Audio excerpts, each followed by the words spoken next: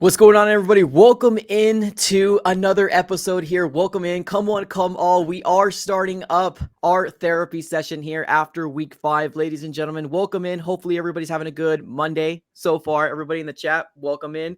Mythic, of course, I got you on here to kind of dive into week 5 of the regular season here in the NFL and how we feel about it, what's going on, what JG has said. But first things first, man, what's up, man? How you doing? Doing pretty good, obviously. Cardinals lost a game last night. Everyone's kind of talking about it. A lot of people have a lot of viewpoints. There's a lot of things that I'm seeing from this fan base. It is, again, divided, but that's kind of Yeah. what we've been dealing with all season long. So it's very interesting. We got a lot to dive into. How are you doing? I'm good, man. We talked about this on one of our few, podcasts before. I don't know. I kind of felt like I'm going through a lot of phases of emotions in this season, right? There was the hopefulness in the beginning, and then it crashed down to reality. And I think now I'm like kind of dead inside. I don't know. I'm like, obviously I'm feeling pain, but also like, it's like, what do you expect, right? Like, what happened this offseason? The Arizona Cardinals pretty much ripped this roster apart. And I'm not trying to give any excuses to the Arizona Cardinals. Like, we were like 7th in cap space. So I'm not going to say here we were broke because we were one of the top 10 or top 15 teams in cap. So, like, I'm going to throw that excuse out the way. This is the direction the Arizona Cardinals chose to do, right? With a new regime, we wanted to kind of have a new vision going through. So we're going to have to support it. But as of right now, I kind of feel a little dead inside. I'm not going to lie to you. Yeah, I feel you. That's the life of a Cardinals fan, man. Yeah. It's what we've been dealing with the entire time we've been alive because hasn't been many highs. They have a couple years, but then it's just I feel like it's just always a roller coaster with the Cardinals. Like you'll have like a 2-year stretch, then you have like 8 years of misery, and then you'll get that 2-year stretch, then it's 8 years of misery, and then That's what it's I'm just like a saying. cycle.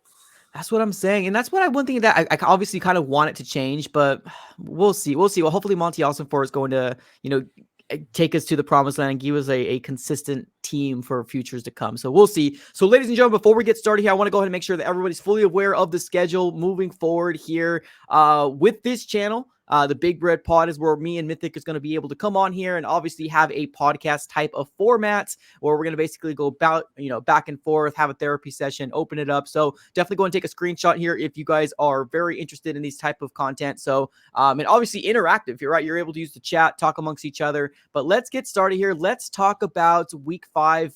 I guess you want to say beatdown for the Arizona Cardinals. We ended up losing to the Cincinnati Bengals, which we both thought it was a very, very winnable game, but we ended up losing 34-20, 2 scores. And obviously the time where we were back in black, right? A lot of us were kind of excited about these new uniforms that we were shining, and especially playing at home. We still end up losing to the Cincinnati Bengals. Man, what is your initial thoughts of this game? I guess you're just kind of your post reaction to already being Monday. Man, Jamar Chase just kind of tore us apart. You kind of exposed that secondary, and I feel like it's always just one player, or especially for these last 2 games, it's just one player who is just really giving us the work. Last week, McCaffrey had 4 touchdowns, put up an all-time performance, one of his best games in the NFL. Here you go. Jamar Chase bounces back after saying he's wide effing open 24/7. He just has to get the ball. And I mean, of course, comes this week and he just does his thing. 3 touchdowns, like 196 yards and 15 receptions, like just ridiculous numbers there. And he really did expose a weak point on this team. Our secondary is atrocious. Yeah. Marco Wilson is just not cutting it for whatever reason. He's just degressed. Yeah. I just don't know what's happening. It's one of those things, and I obviously, we've been doing YouTube for quite some time, right? We've been kind of putting our feelings out here for a very long time, and I think Marco Wilson has always been one of those focal points that we've been talking about and saying things like, "Hey, man, we need to address the secondary, right? Let's not forget the secondary." And then it kind of went unnoticed. Now, obviously, with the whole firing of, Cliff and Steve Keim, it almost kind of seemed like it's an absolute another reset that we have to go through because although we already went through the ringer last year, right, with a 4-win team, now we have to go through the ringer again as Arizona Cardinal fan with a new brand new regime coming in here. And, as a Cardinal fan, you can only kind of really accept the hope and thought that there's going to be better days ahead. But as of right now, we are a 1-win team, and seeing that the Arizona Cardinals are where we are at right now, a 1-4 team, man, there's no hope. There's hope. I'm sorry, there's hope, but Cardinal fans right now are as low as I've ever seen them. We're seeing a mix of emotions. We see people saying they're disappointed. We're seeing people saying, tank season. We're seeing people saying, oh, I'm not disappointed because of, the idea of we thought we were going to be worse than we were. So yes, the idea of the Cardinals, being a bad team was out there, right, in the national media. Everybody kind of said it. But being that the Cardinals are competitive and still losing games, does it hurt more for you like it does me? It's really tough because going into the season, I was just expecting kind of bloodbath after bloodbath, and we haven't gotten that. After the first 3 weeks, it's just my optimism is just so high. Like the 49ers, I kind of leveled myself down because it's just Yeah. they're the 49ers, and it's like I kind of expect that. Like, I mean, look at how they treated Dallas last night. They gave them the work. That's the 49ers we're talking about. That's probably the top Super Bowl contender, so I wasn't sweating that one. And coming into this one, I was just like, I was kind of under the impression, it's just like, okay, we're going to come in here and we're going to take care of business. Like, I genuinely thought with Joe Burrow hindered, we're going to smack them. I don't care how bad anything is on our roster. I don't care how bad that secondary is. I don't care how banged up we are. I don't care who we're missing. It's the Bengals right now. The Bengals are playing horrible. And I said it on our podcast. I was like, I just pray this isn't the game the Bengals get going because this is what they do. The Bengals love to get it going in the second half of the season, and I just didn't want to be the game they heat up against, but Jamar Chase just torched us, and we just absolutely got rammed, and this game was a lot closer than 14 points. It got really ugly towards the end. As soon as Josh Dobbs threw that pick six, things really just shifted, and then James Conner got hurt, and then all these things, and Josh Dobbs doesn't get the 4th and 1, then he fumbles, and he throws another pick. It's just like things just got real ugly real quick, and it's just really unfortunate. I really feel like this game got out of our hands. You kind of feel the same way? I do. No, I absolutely do. And, definitely shout out here to my guy, James here. He's basically saying I was at the game. And right when Dobbs threw that pick, the stadium was dead. And I remember tweeting this as well, because you could see it. You can see it on the TV where you saw a little orange, but you do see red as well. So it kind of blends in with together in terms of looking at the audience. But the moment that second pick was thrown, it just almost seemed like the life or hope of what this season can become. It almost kind of got thrown out the window. Now, obviously, one of the biggest reasons why is because there's just so much uncertainty with our franchise quarterback and Kyler Murray, right? We're hearing a lot of, things here and there. It's kind of like we're giving little breadcrumbs here and there as Arizona Cardinal fans, where we have a little hope and then they take it away real quick and be like, nah, bro, he ain't quite ready. So it's like we're trying to hold on to say things are going to get better, right, towards the end of the season. But let's be honest. One of the big key factors is Kyler Murray needs to come back. Like the days of Josh Dobbs being QB1, right, and it's going to be a quarterback controversy. Nah, it is done. And you saw it right here. We saw it in this game where you had a perfect opportunity to come out here and, I'm not going to say shock the world, but continue your progress of what you've been doing every single week that you've been a quarterback, right? The last time we seen Dobbs struggle this bad, right, was in week 1. And we gave him a mulligan. We said, hey, you only had 1 or 2 weeks because, when you got traded. So we gave you a mulligan and he got better. And then this week came on, or actually let's dial back. The 49ers game happened, didn't have a great game, but we said it's the 49ers. And then this game come out and we were like, your first interception was after a huge crucial stop for the defense that really prevented the Bengals from scoring a touchdown, because they were trying to disrespect us. They said, we are going to run this ball down your throat, and our defense went ahead and stopped them. They stuffed them. And what happened? Dobbs came on the field 2 plays in. Yes, we were backed up. I think we tried to do a QB sneak in the first game, or in the first play. In the second play, we throw a pick 6, and just momentum has shifted so badly at that very moment. So I like Dobbs. I truly do. This isn't going to be one of those this streams that we're going to be bagging on Dobbs, because I'm grateful for what he's done so far for the Cardinals. I truly am. But there's got to be a realism amongst the fan base. The Arizona Cardinals need to evaluate Kyler Murray, whether he is the quarterback for the future or not. We need to find out what Kyler Murray is going to do with his offense. It's just as simple as that. And that's one of the main reasons why I want to see him this game. So I'm sorry, not this game, this year. So let's continue to talk about this game. Let's dive right into what JG has to say. Obviously he's not happy, right? The way he's actually on the press conference talking, we hear a lot of Cardinal fans saying, why are you so mad, right? Why are you so upset? Because we expected this year to be. But if our head coach is upset, I have a right to be upset as well as a Cardinal fan. So let's dive right into what JG had to say about this game and loss against the Cincinnati Bengals. The decision to have Marco travel, because that seemed like the first time this season.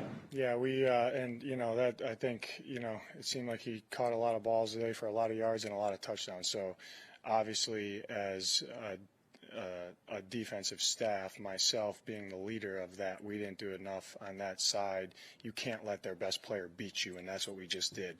So that falls solely on me, and we can't let that happen again. So point blank, there's the game on defense. You let their best player beat you. I'm pissed off about it. It's my fault, and we got to get that cleaned up. What are your thoughts, man? I like how he takes accountability, but at the end of the day, it's not really his fault. You can only put yourself in such a position to win a football game as a head coach. If you don't have the talent on the defensive side of the ball, you're not going to win it. Marco Wilson and Cottrell Clark aren't cutting it at this point. Cottrell Clark was playing phenomenal through the first 2 or 3 games. As soon as that play took a decline and Marco Wilson had to elevate, things got really ugly. And Budda Baker being out obviously really is a hinder on the secondary. And then I'm pretty sure Jalen Thompson got banged up this game, if I'm not mistaken, right?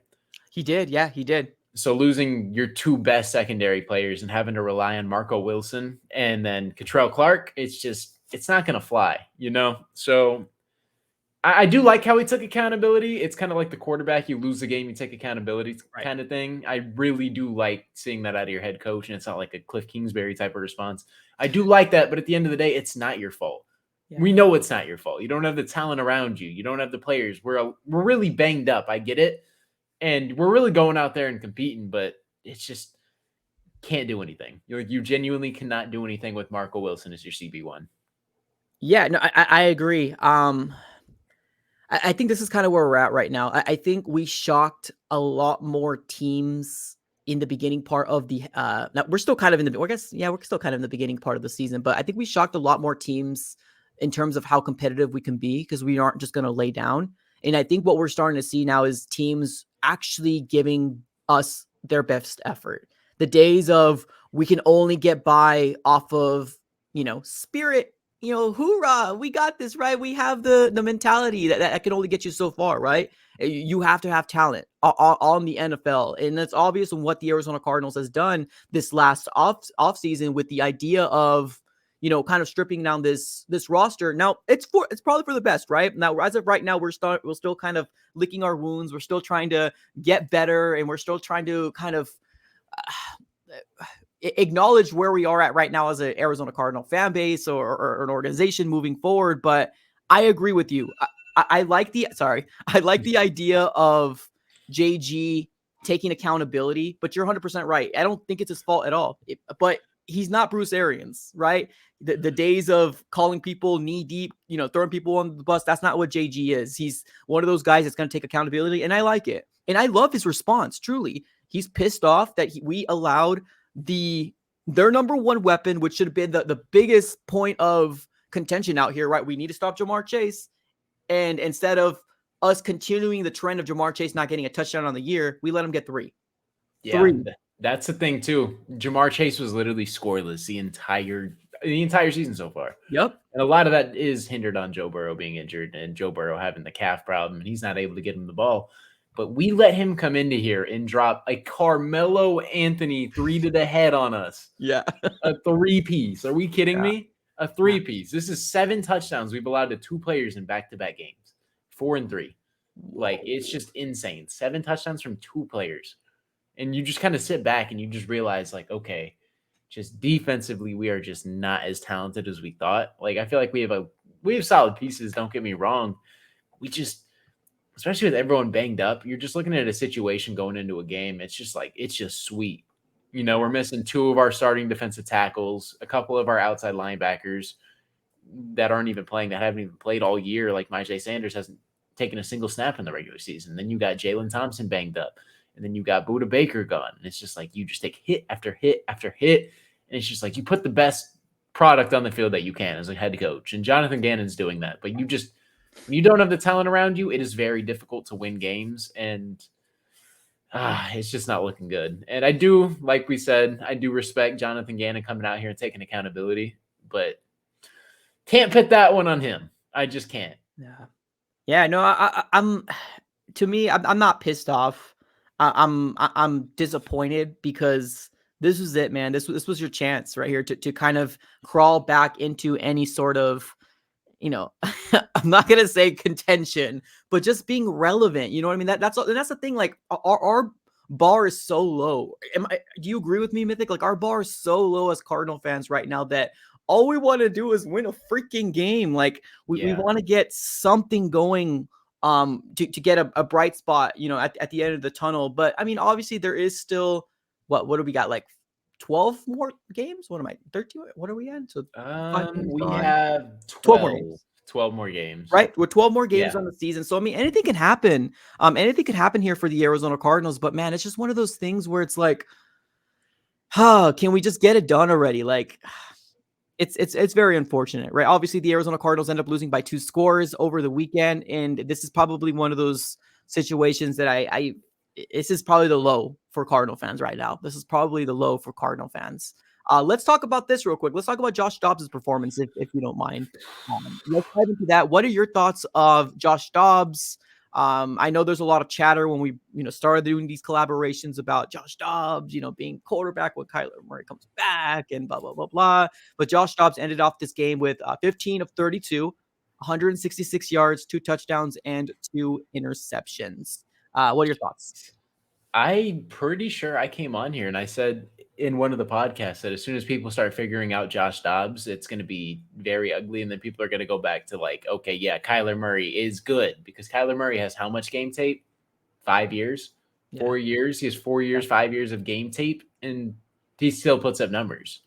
Like there's games where it's like, okay, yeah, he didn't put up his best performance. He had 2 touchdowns, 2 picks or whatever, a touchdown and a pick. No, it's been a long time since we've seen Kyler go 15 to 32 for whatever. So Yep. that's all I'm saying. There's a lot of like, it's tough. I do know that like deep down, Josh Dobbs isn't supposed to come in here and he's not supposed to be the QB1. He's playing like a backup quarterback. Right. He doesn't have the arm talent that a starting quarterback has. He's not the quarterback that a starter should be. He's a very good backup. Yeah. That is his ceiling. That is his ceiling as a player, and that's just what it is. It's not a knock on Josh Dobbs. He's a backup quarterback, and that's what he is. Josh Dobbs is playing well for what he's asked to do, and he's just a backup quarterback at the end of the day. Like, I'm not knocking him for anything. It's just you need a starting quarterback, and that is Kyler Murray, and people need to kind of wake up to that. And I know a lot of people are very divided about that, but it's reality. And even if it's not Kyler, you need him to come back in and evaluate, like we've said time and time again. 100%. Yeah, it's. I guess it just depends on how you look at it, right? Because I mean, there's some part of the fan base that doesn't want Kyler Murray on the field, and not because we're trying to save him from next year, but there's a part of this fan base that truly wants the Arizona Cardinals to trade him away, right? Especially when he comes back healthy. And you can trade a person that's currently on IR. You can. I think that I saw that as a rule. So there's some part of the fan base that doesn't want Kyler anymore, and I see where like their mindset is. Obviously, I don't agree. I want Kyler Murray to at least get the opportunity to see what he could do with Drew Petzing, because I think that we can't be one of those organizations that go 3 first-round quarterbacks in a span of 6 to 7 years. Like we gotta see what sticks here. And obviously, we made this big haul of a move because we believed in quarterback Kyler Murray, right? And that's one of the main reasons why Jonathan Gannon said he chose, right? He chose this organization because we had a franchise quarterback, and to not allow him to make it right or at least prove himself, I feel like we would just be going backwards. Because hear me well here, Cardinal fans, is let's be honest. A lot of people like to forget what happens the year prior, but I'm not trying to go on 3 years of being a terrible organization where we always have to say, wait for next year, right? I am tired of it. I'm absolutely super. As a Cardinal fan that has been watching for a very long time, I'm sick and tired of it because we went through the Cliff Kingsbury. We had 4 wins. I don't know how much more wins we're going to have this year, right? We're going through the first year of JG. Imagine we get rid of Kyler Murray and we have a rookie quarterback, and we got more excuses coming through saying it's his rookie year, and that's 3 years of competitive football that we're just giving excuse after excuse after excuse. Let's see what Kyler Murray can do. That's the best advice I can provide to you. If we want to get out of the dumpster, we got to see what this kid can do with Drew Petzing. I'm tired of being irrelevant, man. I really am. Yeah, and I really do genuinely believe that like once Kyler's playing again, opinions are going to change. And it's just what it is. And until he steps on the field, we're just going to have to deal with it. And as an organization, as fans, as Cardinals content creators, we just kind of have to hear it. And it's just, I really do wish Kyler Murray was able to play right now because opinions are going to change. And we're just kind of sitting in a position where we're waiting on him. And we're waiting on the coaching staff. And we're waiting for everyone to be like comfortable with him being on the field. And the fact he's not starting practice is kind of concerning because it's just like the narrative that we're hearing for the past couple of weeks of Kyler Murray not being on a field and Kyler Murray might not take like a snap all season. It's just like, I don't believe that's the case, but it's just always that thought in the back of your mind. And you're just like, okay, well, what if this actually does happen? And that's what you're playing all along. It's just like, you don't know. Like I have like a 5% belief that that's the case. It's just like stored in the back of my head. Like it's a possibility. Right. I just don't think it's going to happen, but it's just like, it's always there. It's just lingering.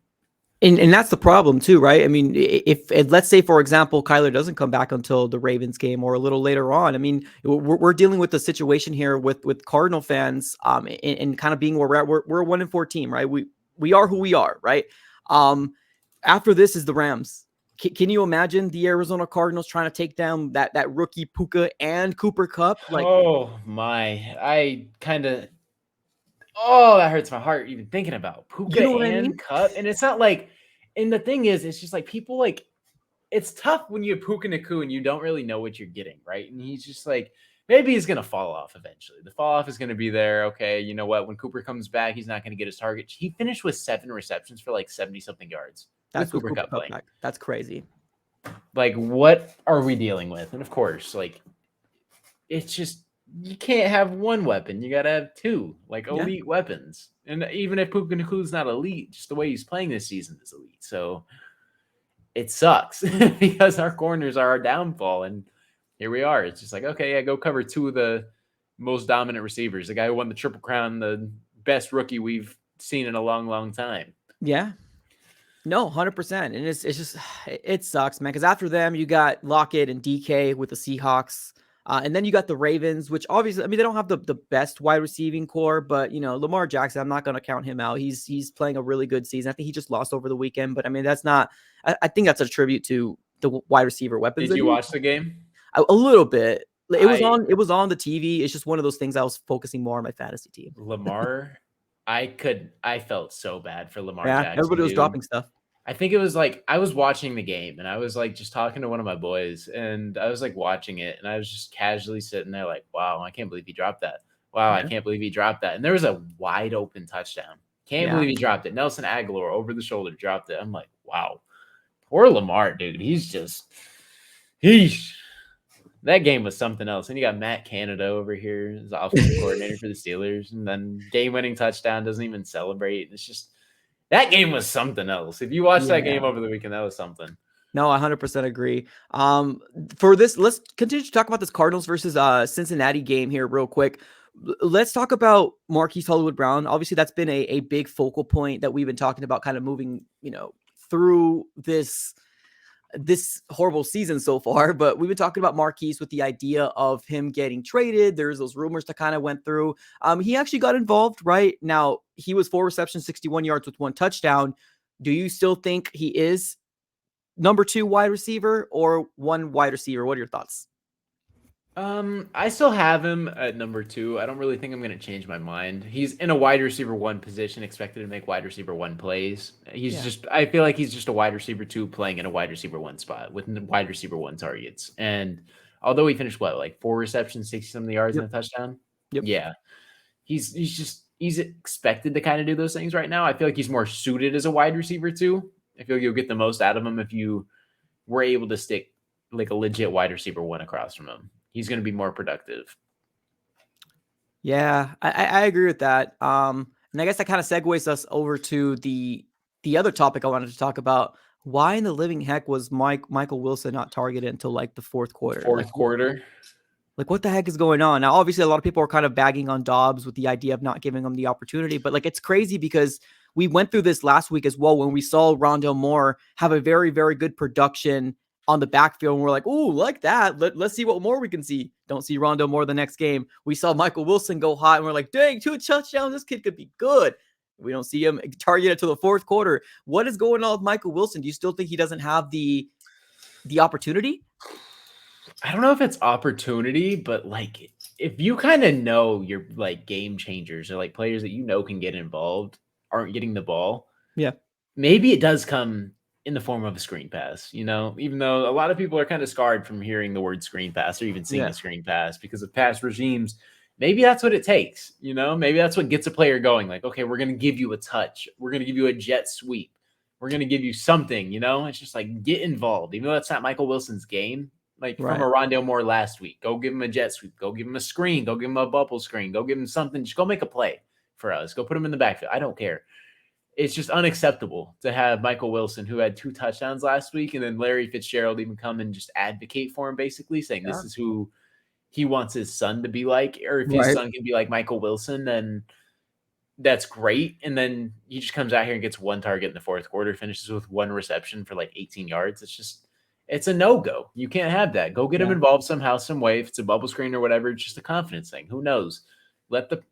It's just that's how sports work. Did you play sports growing up? Yeah. You're talking about just Yeah. soccer when I was Just younger. soccer. Yeah. Everyone who's played sports growing up, if it's basketball, football, whatever it is, if you get a touch, same thing with basketball. It's just Phoenix Suns shirt. We'll talk about basketball real quick. You hit Right. a 3, you hit a layup or whatever, your confidence goes through the roof. You can be scoreless through the game, get that first bucket, you're feeling yourself. And that's just how it is. You go back on defense, you're super excited. You're like, yeah, I did that. I did Yeah. that. Football, you get a reception, confidence through the roof. Quarterback completion through the roof. You just got to get players touches, get that confidence through the roof, and then I don't know. Who knows? Maybe he plays better, but even just 1 target through the entire game, not getting one is unacceptable. Got to get more targets. Yeah, no, and here's the thing, like, I'm looking at the snap count here for the Arizona Cardinals, and to say that, Michael Wilson wasn't out on the field, sometimes you lose track of who's on the field, right? Especially when you're looking at the game live, right? You're not really focusing on who's on the field every single play, but Michael Wilson was 75% on the field, so he should have gotten the opportunity. I think he was the one that had the second most, snaps in terms of wide receivers being on the field, with Marquise Hollywood-Brown being on the field 91% of the time, and then Michael Wilson being 75% of the time, and then Rondale Moore being 67. So pretty big drop off for wide receiver 2 to wide receiver number 3. But man, yeah, I don't think there's an excuse there. Is it because the Cardinals didn't get going? I don't know. Like it took a couple drives for this offense to really start kind of clicking, which is very unfortunate because this Bengals team came out here and they came firing, man. They came to play. Yeah, and the Cardinals did what they do, put up numbers in the first half, and then the second half dropped off. I don't remember we had 14 points at halftime, finished with 20 in the game, right? Let's go ahead and confirm here. Yeah, we had 14 points going in at halftime. Correct. Yep, 20 points in the game. Mm-hmm. Here we go. Just add more points to the second half at 6 to add on.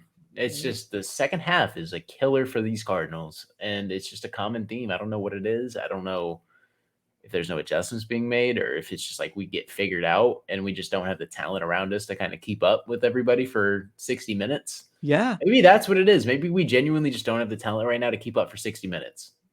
It might be the thing. Yeah, I'm glad you actually brought that up. I don't have my tally here, but I wish I did. But you're right? That's one of those things that we were talking about, that it's a big problem with the Arizona Cardinals. Nobody's really talking very much. The points scored in the first half compared to the second half is lethargic. It's bad. And now we're just adding this, right? The 6 points in the second half.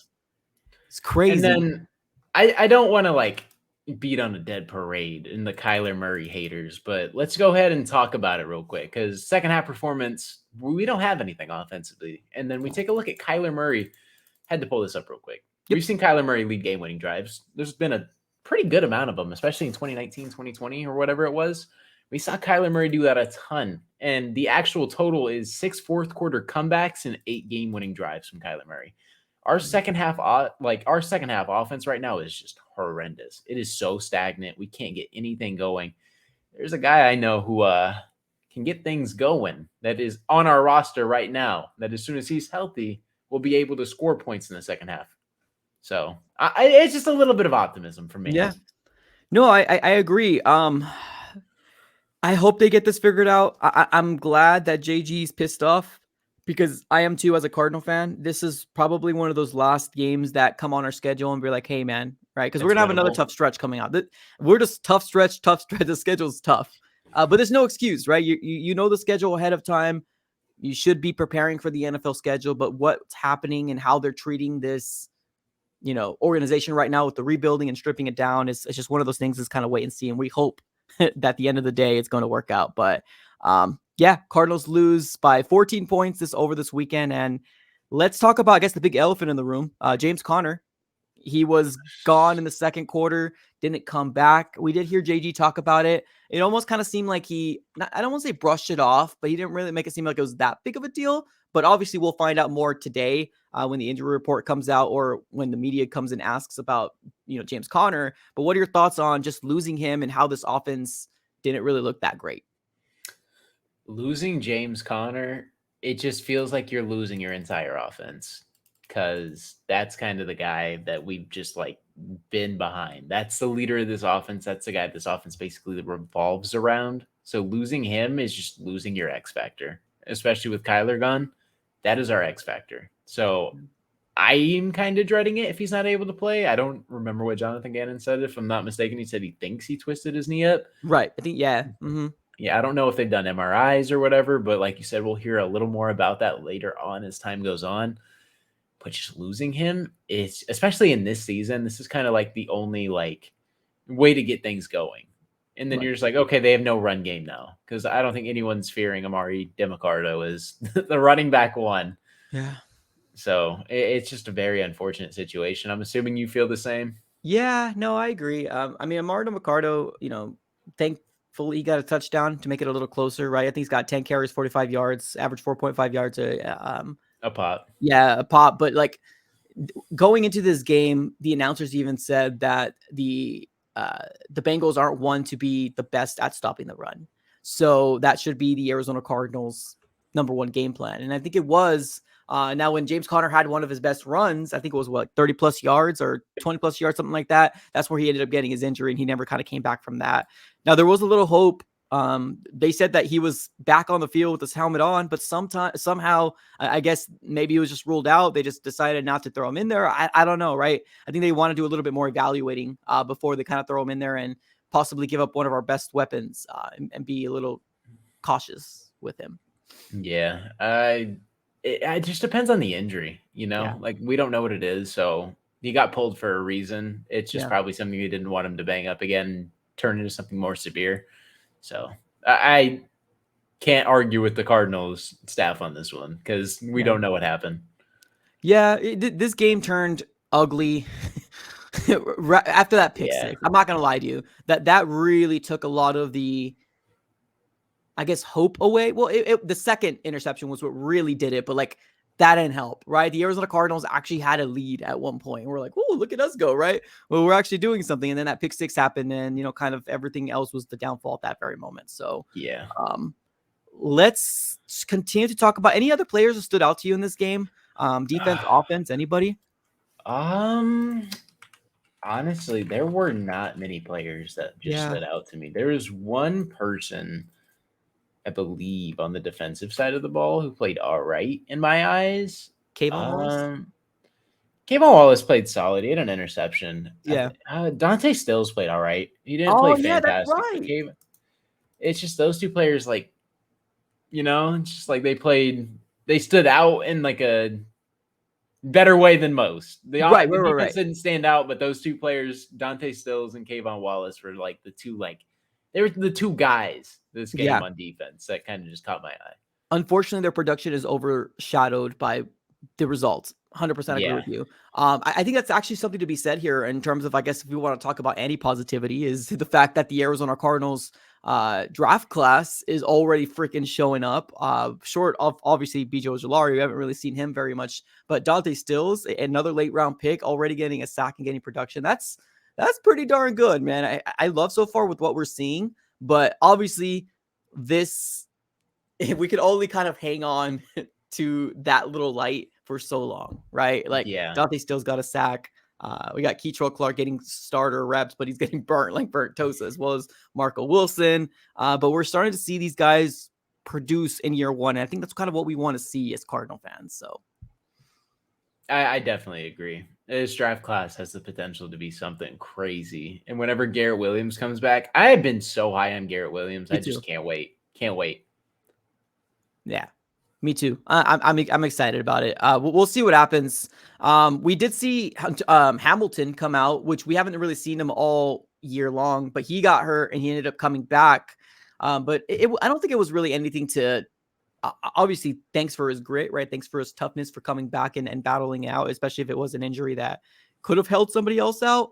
And where we are in the season, I don't blame anybody for sitting out, but Yeah. yeah, I guess thanks for coming and playing for SOS. We need help. Right? Anybody, somebody, come save us. Just literally just the Batman logo in the air right now. We need some help. We do. Yeah, that's a good way to describe it. Batman signal in the air, man. That's exactly what we need. All right. Well, obviously this draft coming in, what happened after this weekend is kind of not telling, but an update to let you guys know and where we are where we are at right now as an organization. Right now we are picking 6th in the 2024 NFL draft, which is our pick. And then we're picking 9th with the Houston pick as well. So we're finding ourselves in the 6th pick as well as the 9th pick. And I think we can get ourselves a solid player, maybe a cornerback and maybe some defensive line interior help, or maybe hell, even offensive lineman. Because I don't know what's going to happen with DJ Humphries. I don't know. I feel like it's crazy enough because I think DJ Humphries could actually get us a nice little haul. I don't know what that just entitles, but I feel like DJ Humphries, especially left tackles in this league, go for a lot. And then you would just move Paris to left? Probably. And if there's struggles there, you move him back to right, or you just kind of like see where he's comfortable at because he's playing right tackle phenomenally for a rookie. So it just kind of have that discussion like, okay, do you want to move back to left? Do you want to give that a go? Are you more comfortable there? Or like, what's the move? What do you want to do? But I feel like we can get a haul for DJ. I really do. Yeah? Tackles are so premier this league. Yeah, no, that's true. That's a good point. I think honestly, we're gonna have these next 2 weeks, and I know there's gonna be rumors coming up. I've already, in the beginning of the chat when we first started this, I saw people saying the Arizona Cardinals will start, getting people. I don't think the Arizona Cardinals are in any position to start being buyers in this trade. This trade deadline, but definitely sellers, right? Yeah. You see yourself, the Arizona Cardinals being sellers? I do. And I don't want to move off a ton of names, but there's names I would just put on the block and kind of just gauge the market. Obviously, I'm not moving off anybody just to move off. I feel like you put Zach Ertz up there. I do like having Zach Ertz, like the idea of having Zach Ertz around for the long term, but it's just like after maybe next year, you kind of have to be in the backup role and you kind of understand we're rebuilding. So it's like you have that conversation with him just like as a player, like, okay, we know you're on the backside of your career. Do you want to go compete? You cool rebuilding. So it's just kind of his choice at this point. Like, where we are. We have a young tight end. So if he wants to go compete, he's on the trade block. Super, super simple in my eyes. I love Zach Ertz and I love the things he does for the community. But if he wants to go win, you go do right by Zach Ertz. And then DJ Humphries, that's another name. Put him on the trade market. Just see what you can get. You're not moving off DJ Humphries just to move off DJ Humphries. Right. So definitely still a solid piece. I mean, I guess I'm saying solid lightly, right? Obviously, we've seen some struggles but like left tackles don't grow on trees. That's kind of what I'm saying. It's so hit or miss, and we can do with a lot worse. So that's another name is DJ Humphries, and then people are saying trade Marco Wilson. The market's not there. I promise you, that market doesn't exist. We probably would give a pickup just to get rid of him. Rid off that. That's not somebody. And then I guess I don't want to trade Hollywood, but I guess you just put him on the trade block and see what you can get. And if anything like blows you away, then it's just like, okay, maybe consider it. I'm not pulling the trigger on anything stupid. And then I don't want to say put Buddha up there. I really don't, but just see what you can get. No one's safe at the end of the day. In my eyes, there's no one safe. And you just kind of got to see what you can get. And maybe Buddha's a name because he did request a trade that you just kind of gauge the market. Yeah. and you just see what you can get. And it's just one of those players where it's like, okay, cool. Like you throw LeBron James on the trade market, you just see what you can get. Like, okay, cool. That's interesting. Shut that down real quick. It's just, why not? You know? Yeah, no, 100% agree. I like the names that you're throwing out there. Obviously, I'm very hesitant on Buddha, but like right now, this might be his highest value. If he wants to get himself a Super Bowl, honestly, it's his decision. I know he's been very active on Twitter and, saying things like, oh, here we come, right? Like, almost there, right? 1 week closer. And he's getting, Cardinal fans all pumped up. But Cardinal fans, man, they're a lot of them have lost hope. A lot of them are Yeah. either checked out or it's just kind of playing the I told you so game right now, where it's like, I told you, right, we were going to be a terrible team. God forbid I had hope. I'm sorry. God forbid I had hope Right. and I wanted my team to win. I'm sorry. Sheesh. Like, do you know how hard But it's been, like rooting for this team? Like, yeah, you've been through it too. This team is so hard to root for, just it because is. it's just like I'm telling you, it's the roller coaster. It is such a real thing. When we had that 2015 run, as soon as Bruce Arians came in, we were good. As soon as he left, we were bad. And it's just this roller coaster thing. Cliff, we were bad for the first couple of years, had those 2 years, and we're back to it. It's just so weird. And the Super Yeah. Bowl run, we weren't even supposed to be good. We finished with 9 wins on that season. And then Kurt Warner leaves, and look at where we are. We're in the Kevin Cobb, John Skelton, blah, blah, blah. It's just this roller coaster of emotions. And here we are stuck in that rebuild, and we're just praying that Monty and Jonathan Gannon are the two to get us out. Yeah. And I mean, that's kind of where we are. And that's what it comes down to here, right? I mean, that's just kind of where we are at right now as an organization. But I mean, I guess that's what's really telling here, right? With the trade rumors that we're hearing right now, like, what if you can get a haul for Kyler Murray, right? And I know me and you are very hesitant, so I want to be very, very clear here on the idea of me and Mythic do not want to move off of Kyler Murray.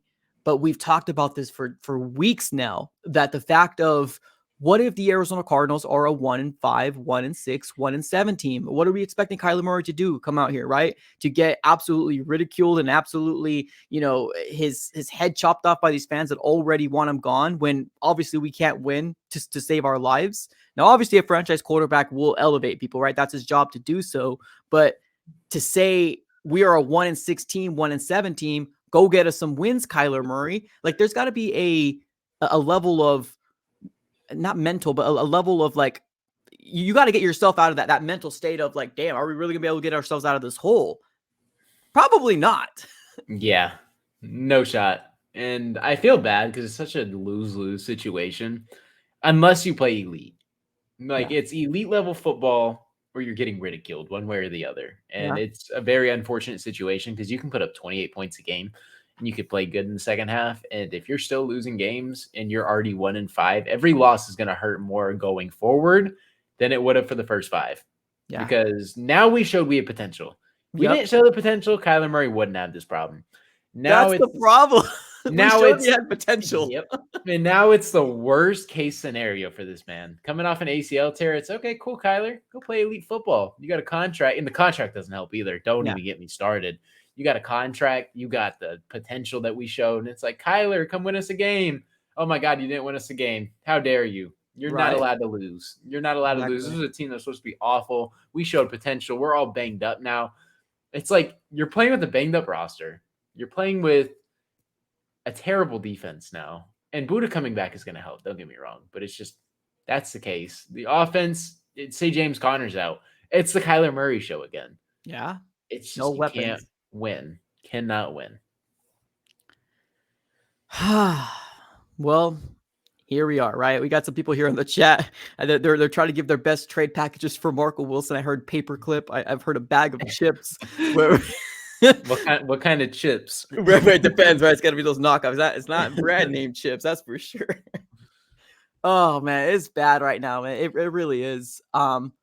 Let's talk about real quick. We did hear the media ended up asking Hollywood Brown about the idea of that big trade rumor that kind of came through and what his thoughts were. Let's dive right into that. I know we talked about it on our last pod, but let's just dive right into it here since we got more people. I didn't see that. What's your reaction now that you've heard? That's not my focus. I'm focused on the Bengals. I'm a Cardinal, so that's really all I'm worried about. So media ended up asking him about that rumor that kind of came out. I believe it was earlier this week or late last week. That the idea, or actually we're on Monday, so it was late last week. That the idea was that the Panthers were going to go heavy on backing up their franchise quarterback, or at least their rookie quarterback in Bryce Young. And then obviously one of the names that were thrown out there was Marquise Hollywood Brown, being a potential target because of where we are at right now as an organization, now 1-4, and this being a contract year for Marquise Hollywood Brown, and we still haven't paid him. Your thoughts on Marquise Hollywood Brown maybe getting moved? It's tough because if he gets moved, it's just it kind of lowers your stock on Kyler too, and it just kind of shows you the direction we're going. And it's just, I don't know. I really don't know. I trust Monty, and I guess we're gonna see how much trust we all have in him because, sheesh, there's a lot of moving pieces that we have on this roster, and I don't know where it's gonna go. I'm sitting in a position right now trying to predict the unpredictable, and so are you. And it's very difficult. I don't know what's going on in their head. I don't know what they've evaluated. I don't know how they view the future of this team. It's so difficult to predict. What are you thinking? Because I genuinely, like, if I had the odds and I was just given $10,000 to throw, is he getting traded or not? I'd probably throw no. But I would be so hesitant to want to throw that money on. Right. Yeah. Well, I mean, it's a thing though. Like there's so much, like you said, there's so much contingencies. There's so much little things that fall on it, right? If like we know what the outside noise is, right? We live it, we hear it, we are it. We are that outside noise in terms of we talk about a team that we love. Obviously, we want this year to be much better than it is, but we don't truly know what's going in the mind of Monty Ossenfort, right? We don't know what truly is going in the mind of Jonathan Gannon, right? To me, this press conference, it actually looked like he was pissed off, right? I don't think he was sugarcoat. I don't think he was putting a mask on to say, guys, it's fine, right? We're not hearing the same crap that we heard with the last regime, right? You got to give them credit. No, he was pissed off. The number one thing was to stop their number one wide receiver, and we allow them to come in here in our home and beat us with 3 touchdowns and 15 receptions and over 190 yards. Like that's something that you can't swallow very, very nicely, right? It's not an easy pill to swallow. And as a coach, he's putting that on himself, right? Defensive minded head coach. That's what he was brought in for, to make sure that our defense is excelled. And although our defense has been one of those, it's been the catalyst of when we're playing good and our offense can finally get it right, we are in games. But when our defense gets exposed and hope that our offense can get it right, our offense is nowhere to be found, right? It's either the defense does great and our offense does mediocre, or we're just a crapshoot, right? We saw it with the San Francisco 49ers. We got absolutely obliterated. And I know people want to, put, what is that? Put lipstick on a pig and say, well, he had over 300 yards. Josh Dobson, pretty good against one of the best defenses out there, right? There has to be said something about garbage time, right? Yes, we got a, late score, but that game should have been an absolute obliteration. Honestly, the Arizona Cardinals got obliterated, and the 49ers could have made it worse. If they truly saw us as a potential threat, they would have done to us what they did to the Cowboys. Trust me when I said that. Now there's that, and now we played against the Bengals when we still lost against 2 scores, and there's just no response. It's just, we can't. And I don't blame Jonathan Gannon. I'm not saying find the answer, Jonathan Gannon, because there's only so much you can do. His hands are tied. Yeah, he really is. And you know what I kind of noticed about this team, like our Cardinals team? We are not playing complimentary football. We're not. Nope. We're not. It's the defense gets some stops and then the offense shuts down. The offense heats up, the defense shuts down. And it's a lot of just the defense can only do so much. The defense can come in here, and if the defense isn't playing elite, then the game's over. If the defense isn't playing elite, this game's over. And that's just kind of how it is. We have a backup quarterback playing football. That's just what it is. Very unfortunate, but we're not playing complimentary football. We're not playing together. It's one unit doing it staying at a time. And it's mainly the defense. Yeah, I agree. And like we said a little earlier, somebody in the chat says Marco Wilson's been traded for a half bag of chips and a McDonald's fry. Just a fry, not French fries, just a fry. All right. Well, yeah, I mean, that's kind of where we're at right now, right? We are a bunch of no names. Let's be honest. I think we were given the flowers to where flowers was due, right? We said, Jonathan Gannon, you've come in here and you gave us a culture shock. more than a culture change. Here are your flowers. But at the end of the day, you need talent, right? There's not going to be any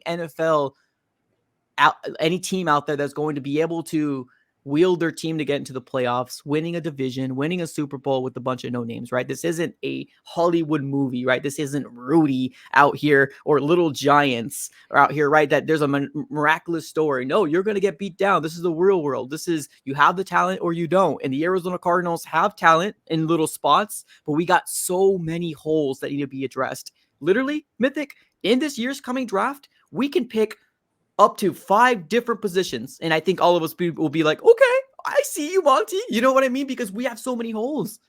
It's crazy how bad this how bad this roster has, got stripped down, because obviously it's in the eyes in the first year of GM Monty Alstonford. So I'm not putting blame on them, but how bad this roster needs a facelift. It's crazy how bad it is. And now I get it. Now I understand what the national media said in terms of the disrespect, because we deserve it. We do.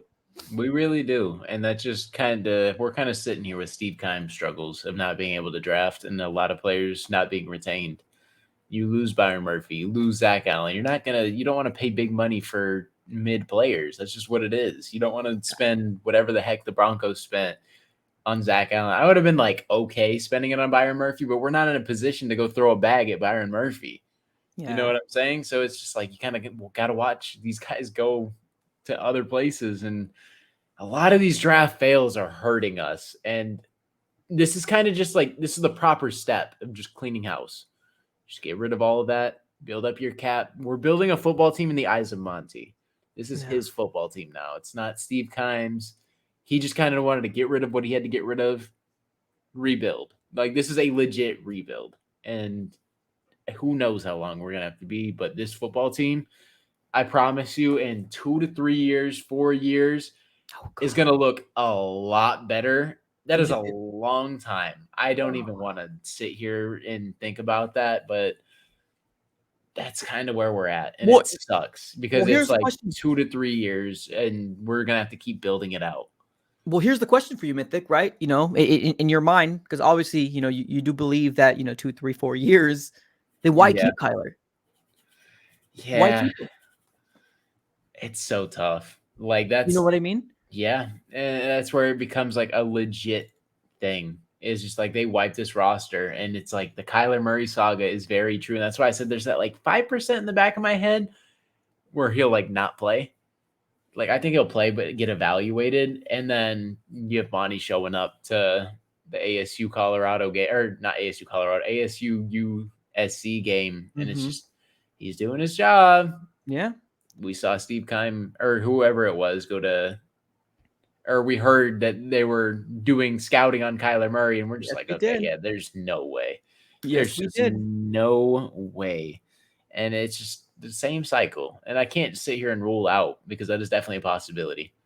Definitely a possibility. I think Kyler still plays. And in my eyes, Kyler Murray is still like a legit like a quarterback you can contend with. Maybe in the eyes, it's going to be so weird sitting here if next year Caleb Williams is our quarterback. It's just so weird. You tell me this, Mythic. You tell me this right here, right? Let me paint this picture for you. Kyler Murray, is he better than Zach Wilson? Yes. Obviously, I know the Jets are completely tied up in Aaron Rodgers. I get it. I'm right there with you. Yeah. But I'm not saying the Jets are trading for Kyler. I know there was a rumor out there saying that, well, I guess it really wasn't a rumor, but there was a lot of Jets media outlets were trying to look for a replacement for Zach Wilson. So that's kind of where it all stands from. But there has to be multiple teams chomping at the bit to possibly get a Kyler Murray, right? Because this kid can ball, right? Yep. The biggest knock on Kyler Murray is that grumpy cat, right? Doesn't like to be, or what national people saying, doesn't want to be coached or uncoachable, right? That's the biggest knock, right? But you got to go ahead and also say Cliff Kingsbury was not fitted to be an NFL head coach. Absolutely. And I'm kind of just thinking off the top of my head what teams would even take that on. I only have one. Who? The Minnesota Vikings. Oh, snap. And I kind of want to go in depth a little bit and kind of explain that, because the Vikings currently sit at a record of 1-4. Yep. Kirk Cousins, He's just not the long-term answer. They have no long-term solution at quarterback. I believe this is Kirk Cousins' last year. I He's a believe you're free right. agent. So let's just say going into the offseason, Justin Jefferson is not locked up. Yeah. How bad do they want to retain Justin Jefferson, who does have a fantastic relationship with Kyler?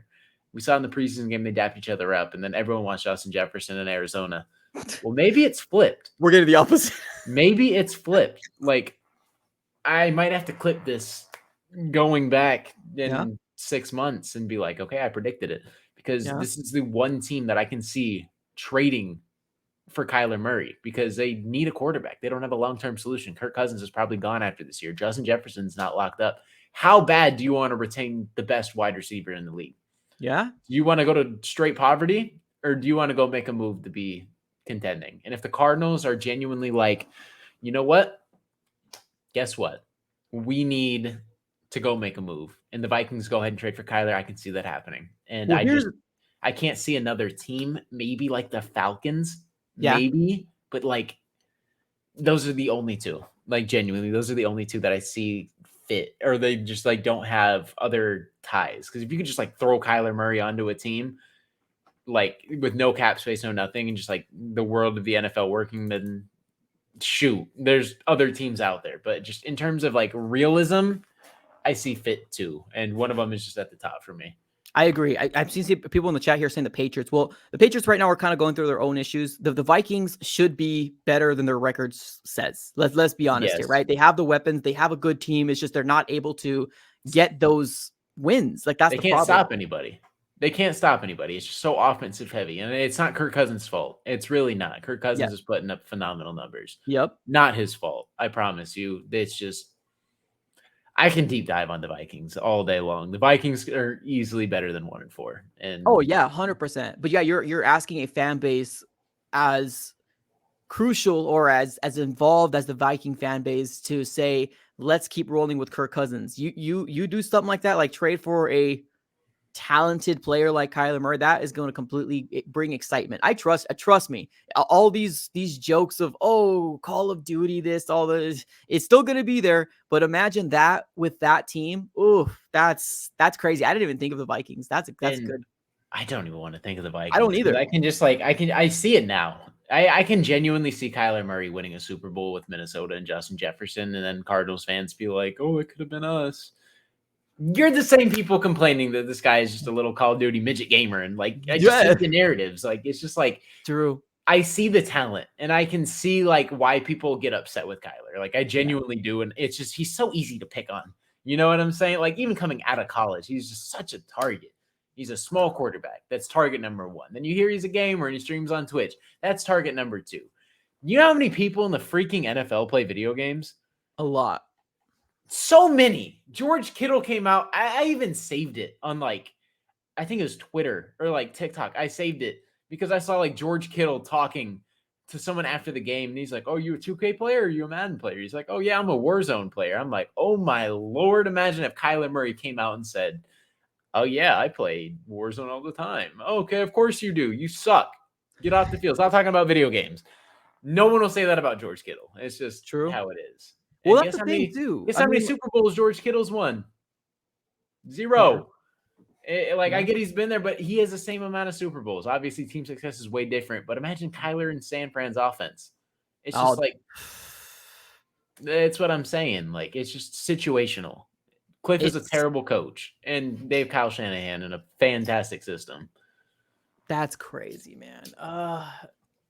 Please, I hope it doesn't happen. I truly don't. But the way that this season's happening for the Cardinals right now, Kyler Murray was what, top 3, top 2nd. Now he's like what, down like to top 9 or something like that because of all the extensions, all these quarterbacks that are finally getting paid. I said that this was going to be a budget. Right. At one point, this was going to be a budget contract. And I mean, obviously, use that lightly. It's still a lot of money. I'm not saying it's not a lot of money. It's just he's not going to be top 1 for very long. And of course, that's the quarterback market. It's just you set every year someone sets the market, and that's why you want to pay him as early as possible. And there were doubts if the Cardinals should even do it.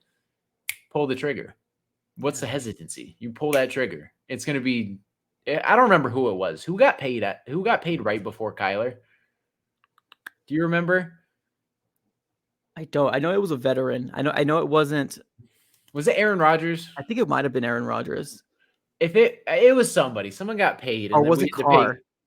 No. Carr was just recent. Never mind. No, it might have been A-Rod I think you might be or right. like Jalen Hurts or somebody. I don't remember. It was somebody. Someone set the market, and then Kyler's market went even higher. And then you Higher. freaking Eric Burkhart, freaking gosh, dude. Well, I mean, It's just so much let up. And you pay a quarterback as soon as you can. If you deem him your franchise quarterback, you don't just pay a bum. You don't go pay Zach Wilson that contract. yeah, you would have saved a lot more money if when he originally wanted to get paid, and literally it was months. If we're not talking about years, we're talking about like 2 or 3 months difference. It's just a big difference in the amount of the quarterback market and how much it shot up. So Cardinals shot themselves in the foot, right? But obviously we were being led by Thanos, right? Mr. Steve Keim, that this man should never have been in the Position to lead an organization. right for as For long that as he had. long. For that Like, long. That's what the problem. heck? It was like 7 years, 8 years. How? I'm all up for How? opportunity. Honestly, I love the idea of, growing within a company. That's great. But you should have known the moment that this man got Andy Isabella over DK Metcalf or several other moves that he's made that it just hasn't made sense. So he shouldn't be in that position. So At all. And it just went on way too long. And I look agree. at where we're at now. Like, it's just ridiculous. Ridiculous. I agree. All right, brother. We have made it to the hour mark, ladies and gentlemen. Just FYI, I appreciate you guys for tuning in. If you guys haven't already smacked the like button, definitely do me a huge favor. Smack it up. Also, subscribe it up. We are going to follow this schedule moving forward. If there is any changes, we will be going ahead and put it on the community tab. I do know this coming Wednesday is a very, very important Diamondback game. So I'll have to go check up here with Mythic and we're going to have to dive right into it. But this is going to be the schedule we're going to be trying to follow for the rest of the season. Take a screenshot and make sure you are, subscribed to the Big Red Pod here on YouTube. We are also going to be on Apple Podcast as well. So if you guys want to do the streaming way and not watching the visual, go ahead and check us out on the Big Red Pod on Apple Music. All right, Mythic, any other thoughts before we let everybody go?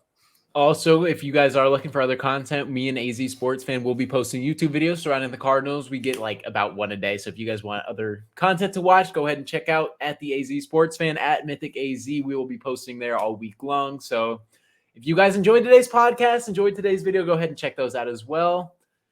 And I think we're good. All right, y'all. Have a great rest of your day. And as always, go Cards.